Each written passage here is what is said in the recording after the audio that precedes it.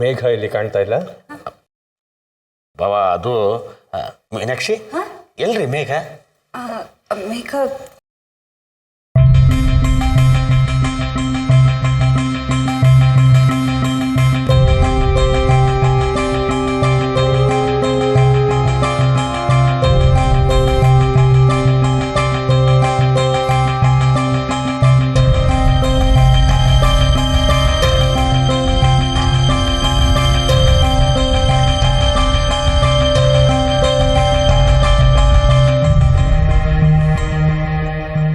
ಅಯ್ಯೋ, ಬಿಸಿನೀರಿಟ್ಟಿಲ್ಲ ಅಂತ ಕಾಣುತ್ತೆ.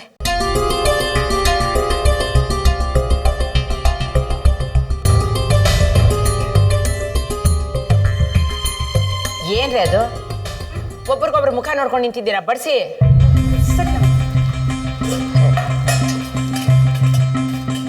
ಏನು ಹಪ್ಪಳ ತಿಂದು ಸಾಂಬಾರ್ ಕುಡಿಬೇಕಾ? ಅಯ್ಯೋ ದೇವ್ರೆ, ಯಾವ್ದಾದ್ಮೇಲೆ ಯಾವ್ದು ಬಡಿಸ್ಬೇಕು ಅನ್ನೋ ಪರಿಜ್ಞಾನನಾರು ಬೇಡವೇನ್ರಿ? ಅಪ್ಪ, ಬಿಸಿನೀರು.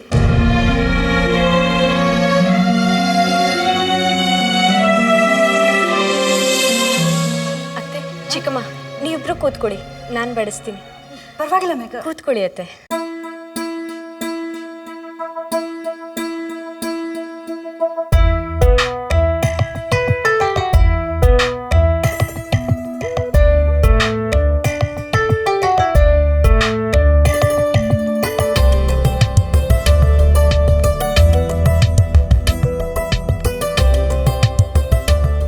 ವಯಸ್ಸಲ್ಲಿ ಮೇಘ ಚಿಕ್ಕವಳಾದರೂ ಜವಾಬ್ದಾರಿನ ಚೆನ್ನಾಗಿ ನಿಭಾಯಿಸ್ತಾಳೆ.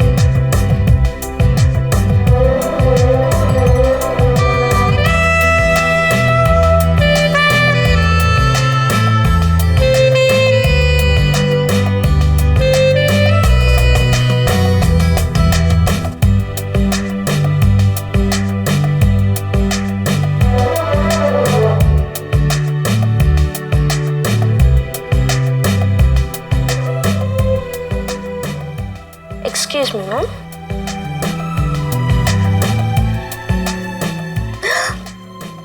ವಾವ್, ಫೇಶಿಯಲ್ ಮಾಡಿಸಿದ್ಮೇಲೆ ಫುಲ್ ಗ್ಲಾಮರಸ್ ಆಗಿ ಕಾಣ್ತಿದ್ಯಾ.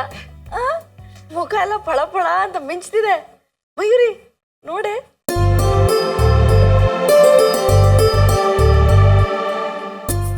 ಅಲ್ವೇ ಸ್ವಾತಿ, ಇದಕ್ಕೆಲ್ಲ ಇಷ್ಟೊಂದು ಜಾತಿಗೆ ಖರ್ಚು ಮಾಡ್ತೀಯಾ? ಮಾತಾಡಬಾರ್ದು. ಸಾಗರದಂತ ಸಂಸಾರನ ಒಬ್ಬಳೇ ಹೊತ್ಕೊಂಡಿದ್ಯಾ. ಯಾವಾಗ್ಲೂ ಅದ್ರ ಕಡೆನೆ ಗಮನ ಕೊಡ್ತಾ ಇದ್ರೆ ನೀನು ನಿನ್ ಕಡೆ ಗಮನ ಕೊಡೋದು ಯಾವಾಗ? ಈಗ ನೀನು ನನ್ನ ಪಾಲಿಗೆ ಅಕ್ಕ ಮಾತ್ರನೇ. ಈ ತಂಗಿ ಏನ್ ಹೇಳ್ತಾಳೋ ಅದನ್ನ ಮಾತ್ರ ಫಾಲೋ ಮಾಡಬೇಕು, ದೂಸರ ಮಾತಾಡಬಾರ್ದು, ಆಯ್ತಾ? ಅಂದ್ರೆ ಚಿಕ್ಕಂದಿನಲ್ಲೇ ಎಷ್ಟೊಂದು ತ್ಯಾಗಗಳನ್ನ ಮಾಡಿದ್ಯಾ ನನಗೋಸ್ಕರ.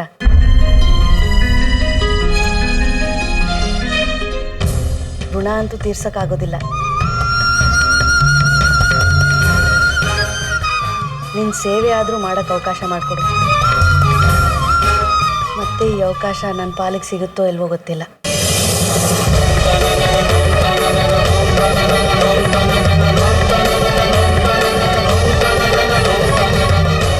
ಅಂದ್ರೆ ಹಾಯ್ ರಶ್ಮಿ, ಚೆನ್ನಾಗಿದ್ದೇನೆ. ಇವ್ರು ಯಾರು ಗೊತ್ತಾ? ಸುಮತಿ ಅಕ್ಕ.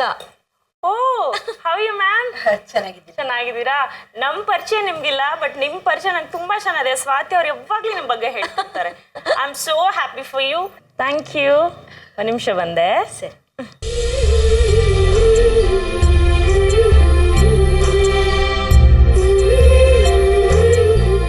ನೆಪಕ್ಕಾದ್ರೂ ನನ್ನನ್ನು ಒಂದಿನೂ ಮಾತಾಡಿಸ್ತಿರ್ಲಿಲ್ಲ. ಆದರೆ ನನ್ನ ಬಗ್ಗೆ ಎಲ್ಲರ ಹತ್ರನೂ ಮಾತಾಡಿದಾಳೆ. ನಿನ್ನ ಜೊತೆ ಮಾತಾಡಲಿಲ್ಲ ಅಂದ ಮಾತ್ರಕ್ಕೆ ನಿನ್ನನ್ನು ಮರ್ತು ಬಿಡ್ತೀನ ಅಕ್ಕ. ನೀನು ಯಾವಾಗಲೂ ನನ್ನ ಮನಸ್ಸಲ್ಲಿದೆಯಾ, ಇರ್ತೀಯಾ ಕೊನೆವರೆಗೂ.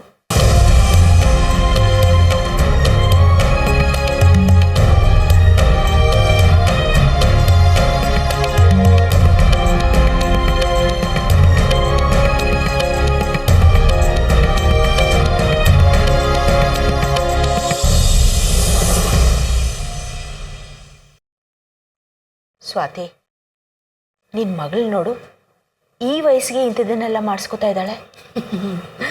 ಅವರೆಲ್ಲ ಈ ಕಾಲದ ಹುಡುಗಿಯವರಕ್ಕ ತುಂಬ ಫಾಸ್ಟಾಗಿರ್ತಾರೆ. ಅಂದ ಚಂದದ ಬಗ್ಗೆ ಸಿಕ್ಕಾಪಟ್ಟೆ ಕಾಳಜಿ ತಗೊಳ್ತಾರೆ. ನಮ್ಮ ಕಥೆನೇ ಬೇರೆ. ಮದುವೆ ಆಗಕ್ಕೆ ಮುಂಚೆ ಪಾರ್ಲರ್ ಮುಖ ಕೂಡ ನೋಡಿದ್ವಾ ನಾವು. ಪಾರ್ಲರ್ ಮುಖ ನೋಡೋದಿರಲಿ, ಇದು ಹೀಗೆಲ್ಲ ಇರುತ್ತೆ ಅಂತ ಕೂಡ ನಮ್ಗೆ ಗೊತ್ತಿರಲಿಲ್ಲ. ಹೌದು, ಅದೊಂದು ಕಾಲ. ಪೌಡ್ರ್ ಹಚ್ಕೊಂಡ್ಬಿಟ್ರೆ ನಾವು ದೊಡ್ಡವರಾಗ್ಬಿಟ್ಟಿದ್ದೀವಿ ಅಂತಿತ್ತು. ಈ ನೆನಪಿದ್ಯಾ, ಅಪ್ಪ ಮೊದಲನೇ ಸಲ ಪೌಡ್ರ್ ತಂದು ಕೊಟ್ಟಿದ್ದು. ಅದನ್ನು ಹೇಗೆ ಹಚ್ಕೋಬೇಕು ಅಂತಾನೆ ಗೊತ್ತಿಲ್ಲದೆ ಸಿಕ್ಕಾಪಟ್ಟೆ ಬಳ್ಕೊಂಡು ಥೇಟ್ ದೆವ್ವಗಳ ಥರ ಎಲ್ಲರನ್ನೂ ಹೆದರ್ಸಿದ್ದು. ನಾನು, ನೀನು, ನಮ್ಮ ಗೆಳೆಯರ ಬಳಗ ಎಲ್ಲ ಆ ದಿನಗಳೆಲ್ಲ ಎಷ್ಟು ಬೇಗ ಕಳೆದೋಯ್ತಲ್ಲ. ಹೌದಕ್ಕ, ಕಾಲ ಬೇಗ ಸರಿದು ಹೋಗುತ್ತೆ.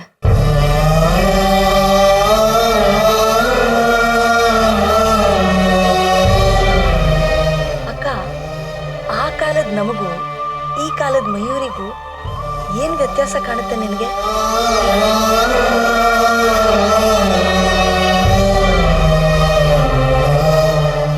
ನಮಗೂ ಅವಳಿಗೂ ವ್ಯತ್ಯಾಸನ ಅಜಗಜಾಂತರ.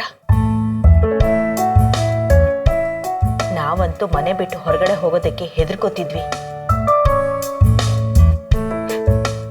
ಇವಳಿಗೆ ಹೆದರಿಕೆ ಅಂದ್ರೆ ಏನಂತಾನೆ ಗೊತ್ತಿಲ್ಲ.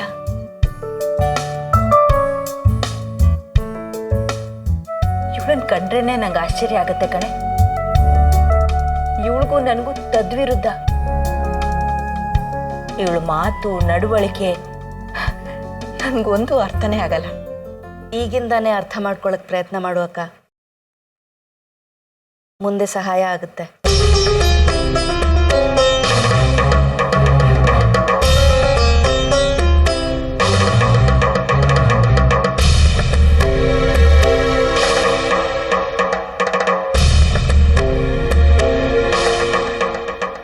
ಫೇಶಿಯಲ್ ಸ್ಟಾರ್ಟ್ ಮಾಡೋಣ. ಶೋ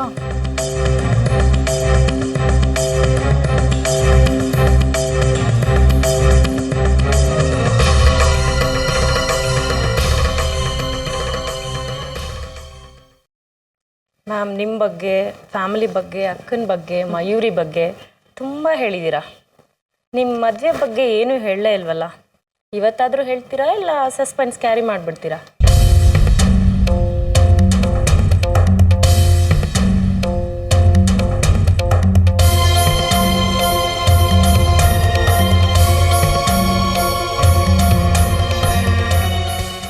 ಎಕ್ಸ್ಕ್ಯೂಸ್ ಮೀ, ಒಂದು ನಿಮಿಷ ಬಂದೆ.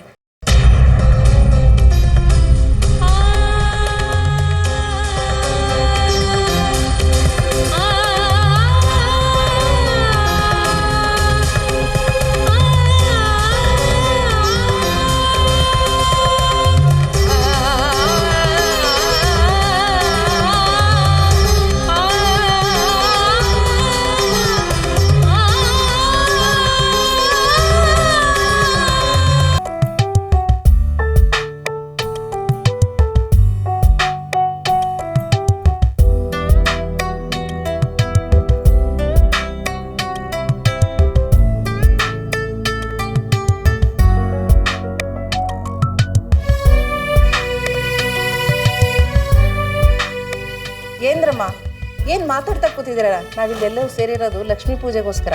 ಭಜನೆ ಗೀತೆನೋ ಭಕ್ತಿ ಗೀತೆನೋ ಯಾರಾದರೂ ಹಾಡಿ. ಒಂದು ನಿಮಿಷ, ಇವ್ರ ಪರಿಚಯ ಮಾಡಿಕೊಡ್ತೇನೆ. ಇವ್ರ ಹೆಸರು ಸುಮತಿ ಅಂತ, ನಮ್ಮ ಅಕ್ಕ. ಗೋಕರ್ಣದ ಹತ್ರ ಬೃಂದಾವನ ಇದೆಯಲ್ಲ, ಅಲ್ಲಿಂದ ಬಂದಿದ್ದಾರೆ.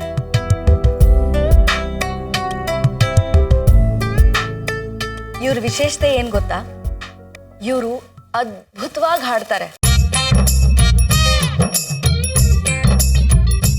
ಇವರ ಕಂಠಸಿರಿ ಎಷ್ಟು ಅಮೋಘವಾಗಿದೆ ಅಂದರೆ ಗೋಕರ್ಣದ ಸುತ್ತಮುತ್ತ ಯಾವುದೇ ಪೂಜೆ ಇರಲಿ ಮೊದಲು ಇವ್ರನ್ನ ಕರ್ಕೊಂಡು ಹೋಗಿ ಹಾಡಿಸ್ತಾರೆ. ಸ್ವಾತಿ, ಈಗ ಇವರ ಗಾನ ಅಮೃತವನ್ನ ನಾವು ಸವಿಯೋಣ. ಅಕ್ಕ ಸುಮ್ಮನಿರಿ, ಯಾಕೆ ಇದಿಲ್ಲ? ಅಲ್ಲ ಅಮ್ಮ, ದೇವ್ರ ಮುಂದೆ ಹಾಡಕ್ಕೂ ಯೋಗ ಇರಬೇಕು. ನಮ್ಮ ಧ್ವನಿನೂ ಇದೆ ಕತ್ತೆ ಕಿರ್ಬಂತರ. ನಂದು ಹಾಗೆ ಇದೆ ಬಿಡಿ. ನಾನು ಹಾಡ್ತೀನಿ ಅಂದರೆ ಜನ ಬೇಡ ಅಂತಾರೆ. ಅಂಥದ್ರಲ್ಲಿ ನೀವು ಅಮೋಘವಾದ ಧ್ವನಿ ಇಟ್ಕೊಂಡು ದೇವರಿಗೆ ಅಪಚಾರ ಮಾಡಬೇಡಿ. ನೀವು ಹಾಡಿ. ಹಾಡ್ದಿದೆ ಸುಮಾರು ದಿವಸ ಆಯಿತು, ಪದಗಳೆಲ್ಲ ಮರ್ತೋಗ್ಬಿಟ್ಟಿದೆ.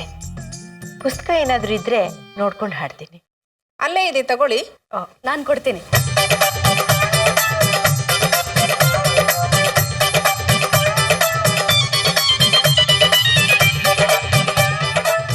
ಭಾಗ್ಯದ ಲಕ್ಷ್ಮೀ ಬಾರಮ್ಮ, ನಮ್ಮಮ್ಮನಿ ಸೌಭಾಗ್ಯದ ಲಕ್ಷ್ಮೀ ಬಾರಮ್ಮ.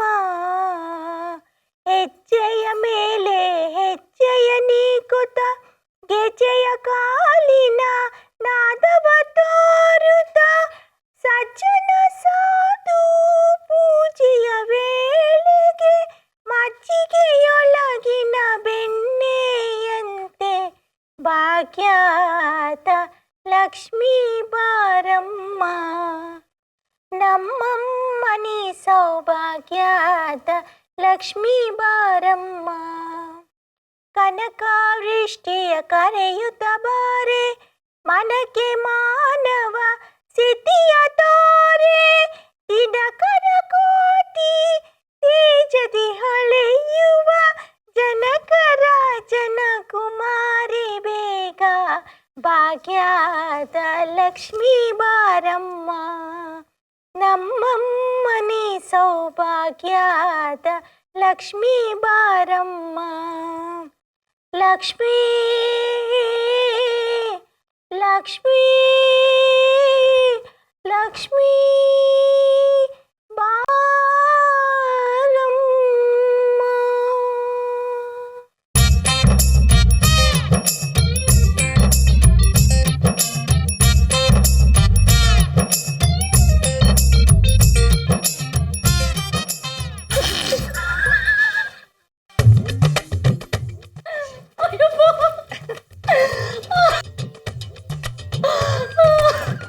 ಸ್ವಾತಿ, ನೋಡು, ಅಲ್ಲಿ ಹೋಗಿ ನನ್ನ ಮಾನ ತೆಗೆದ್ಬಿಟ್ಟಿಯಲ್ಲ.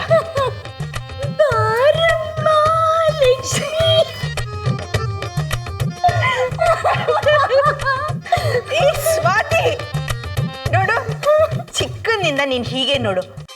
ಎಲ್ಲಿ ಹಾಡೋ ಅವಕಾಶ ಇದ್ರು ನನ್ನನ್ನು ಕರ್ಕೊಂಡೋಗಿ ಬಲಿಪಶು ಮಾಡಿಬಿಡ್ತೀಯ. ಇದೇ ನಿನ್ ಕೆಟ್ಟ ಬುದ್ಧಿ. ನಗೋದಿಲ್ಲ. ನೋಡು, ಹೊಡಿತೀನಿ ನಾನು ನಿನಗೆ. ಸ್ವಾತಿ,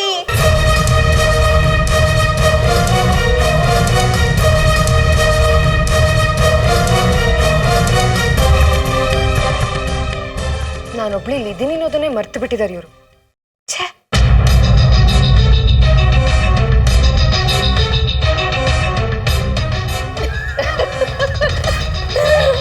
ಸ್ವಾತಿ, ನಾನು ತೀರಿಲ್ವೇ ನಿಂತ ವರ್ಲ್ಡ್ ಫೇಮಸ್ ಮಾಡ್ಬಿಟ್ಟು ಎಲ್ಲಿ ಆ ರಾಜನ್ನ ಎಲ್ಲಿಂದ ಹಿಡ್ಕೊಂಡ್ ಬಂದಿದ್ರಿ? ಸುಮ್ಮನೆ ಇದೆ. ಲಕ್ಷ್ಮೀ ದೇವಿ ಎಲ್ಲ ಅರ್ಜೆಂಟ್ ಕೆಲ್ಸಕ್ಕೆ ಹೋಗ್ತಾ ಇದ್ರೆ ನೀನ್ ಹಾಡನ್ನ ಕೇಳಿ ವಾಪಸ್ ಓಡ್ ಬಂದ್ಬಿಡ್ತಾರೆ. ಅಪ್ಪ, ನೀನ್ ಹಾಡೋದನ್ನ ಕೇಳಿಸ್ಕೊಂಡ್ರೆ ನನಗೆ ಆಶ್ಚರ್ಯವೋ ಆಶ್ಚರ್ಯ. ಗಂಟ್ಲಿಂದ ಆಡ್ತಿದ್ಯೋ, ಮೂಗಿಂದ ಆಡ್ತಿದ್ಯೋ, ಒಂದು ಇಬ್ರಿಗೂ ನಿದ್ದೆ ಮಾಡೋ ಪ್ಲಾನ್ ಇಲ್ವಾ? ಏನಾಗಿದೆ ನಿಮ್ಗೆ?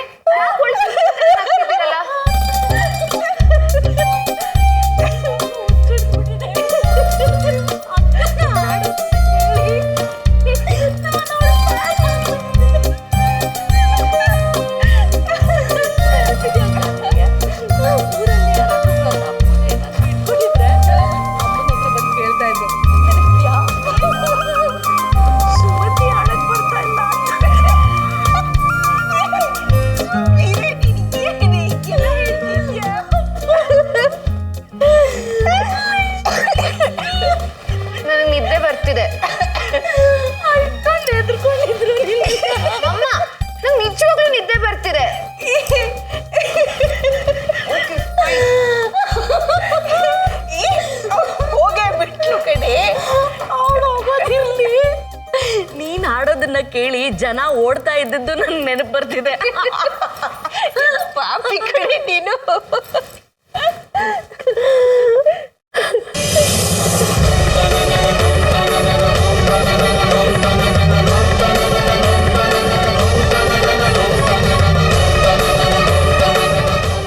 ನನಗೆ ಕ್ಷಮಿಸ್ಬಿಡಕ್ಕ.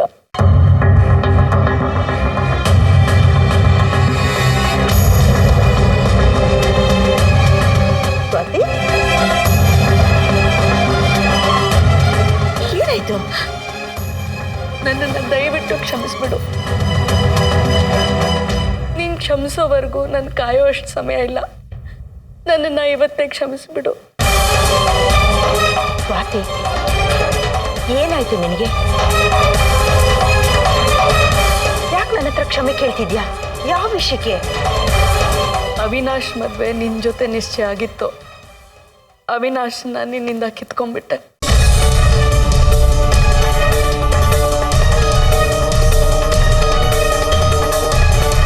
ನಿಶ್ಚಯ ಆಗಿರೋ ಮದುವೆ ನಿಂತು ಹೋದ್ರೆ ಆ ಹೆಣ್ಣಿಗೆ ಎಷ್ಟು ಅವಮಾನ ಆಗುತ್ತೆ ಗೊತ್ತಿದ್ದು ನನ್ನ ಸ್ವಾರ್ಥಿ ಆಗ್ಬಿಟ್ಟೆ ಅಕ್ಕ. ನಾನು ಪಾಪಿ, ನನ್ನನ್ನು ಕ್ಷಮಿಸ್ಬಿಡು.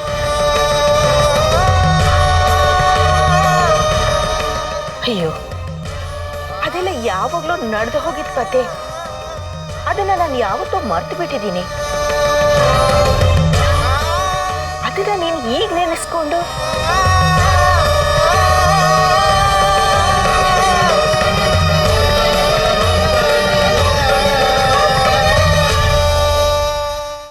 ಸ್ವಾತಿ, ನಿಜ ಹೇಳು. ನನಗೆ ಫೋನ್ ಮಾಡಿ ಕರ್ಸ್ಕೊಂಡಿದ್ಯಾಕೆ? ಏನ್ ವಿಷಯ? ನನ್ನಿಂದ ಏನೂ ಮುಚ್ಚಿಡ್ದೆ ಎಲ್ಲ ಹೇಳು.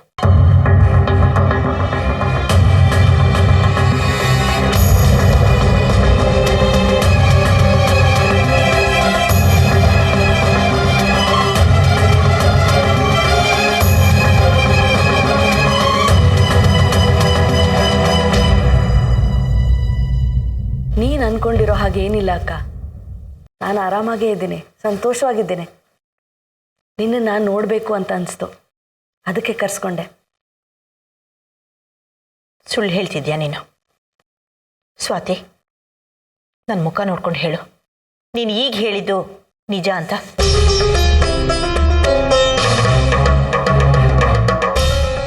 ಕಳ್ಳನ ಮನಸ್ಸು ಹುಳ್ಳುಳ್ಳಿಗೆ ಅಂತ ನಿನ್ನ ಮುಖ ನೋಡಿದ್ರೇನೆ ಗೊತ್ತಾಗ್ತಾ ಇದೆ. ಏನ್ ವಿಷಯ ಹೇಳು, ಹೇಳ್ತೀಯೋ ಇಲ್ವೋ? ಅಕ್ಕ, ಜೀವನ ಅನ್ನೋದಿದೆಯಲ್ಲ, ಅದು ಸಾವು ಮತ್ತು ಬದುಕಿನ ನಡುವೆ ಇರೋ ಒಂದು ಸಣ್ಣ ಅಂತರ, ಸಣ್ಣ ವಿರಾಮ.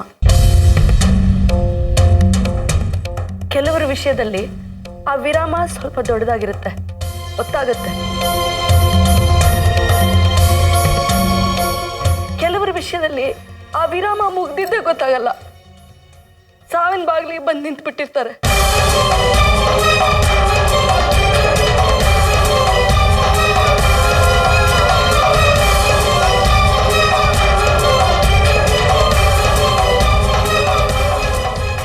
ನಾನು ಸಾವಿನ ಬಾಗಿಲಲ್ಲಿ ನಿಂತಿದ್ದೀನಿ ಅಕ್ಕ, ಕ್ಷಣಗಳನ್ನು ಎಣಿಸ್ಕೊಂಡು.